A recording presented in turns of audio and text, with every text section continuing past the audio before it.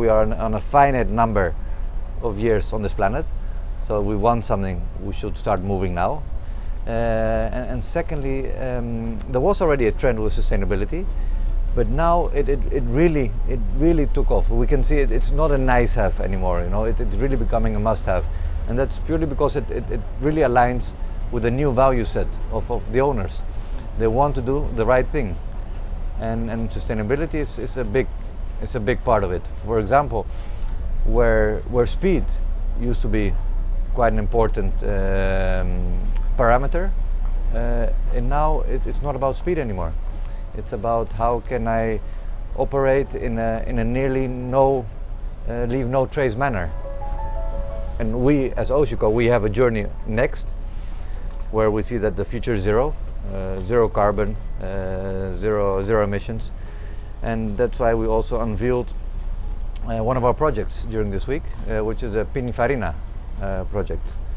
It's a 90-meter motor yacht design in collaboration with Pininfarina, and actually what we are showcasing here is how we can be at least locally zero, I call it.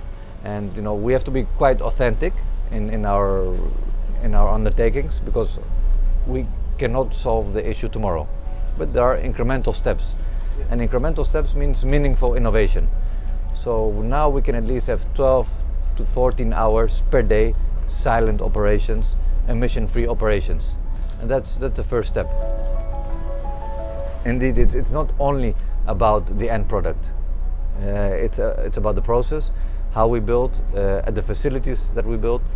For instance, we have quite strong performance indicators and a target to reach by 2030. We already have heat pumps at our facilities. We have solar panels on the roof, reducing our energy consumption by 10%. We see, together with our co-makers, that you need to have sustainability throughout your value chain. So that means the materials that are being used, people are asking for more cradle to cradle, recyclable materials. So it's those ingredients which come together, which make not only the product, but the whole journey more sustainable.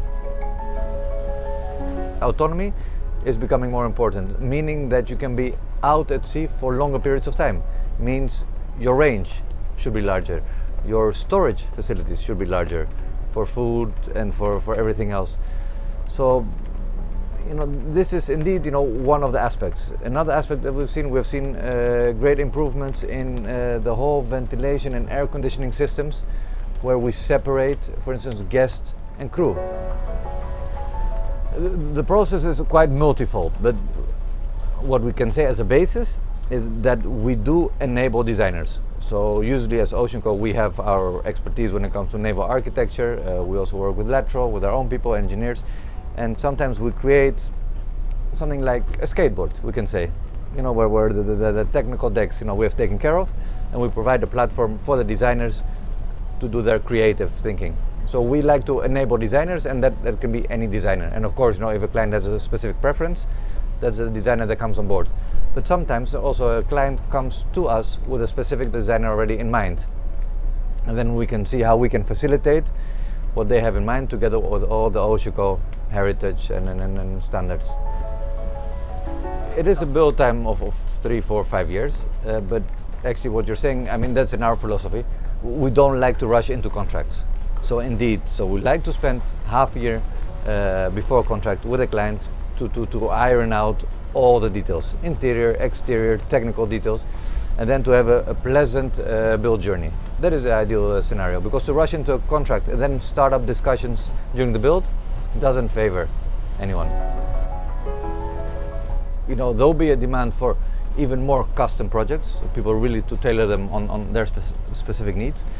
But what you see now, it's quite a stagnant market when you look at the projects out there, that you see a lot of projects where they want more with more GT, more lifestyle options, more decks, more beam, and generally more of everything.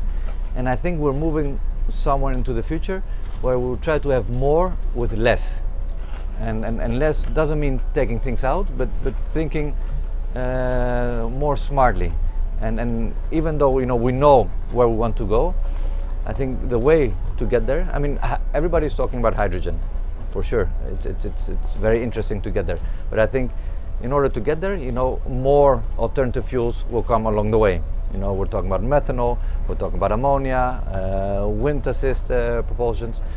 So I think we as Oceanco, we don't want owners to bet everything on red or on black. So we're trying to build projects now which are already future-proof.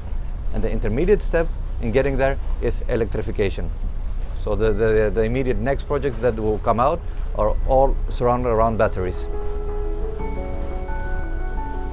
We're now at the Monaco port. I envisage as a certain time that ports might say we only want yachts inside which are emission-free. So that means you need to have your silent operations that you can enter ports or specific areas with zero emissions. And that's why you need, at this moment, your batteries where you can operate at least a few hours a day for now. But I think in yachting we still are always one step ahead. We don't like to wait for regulations to impose what we need to do. So you see, as an industry, we are making really big steps at the moment.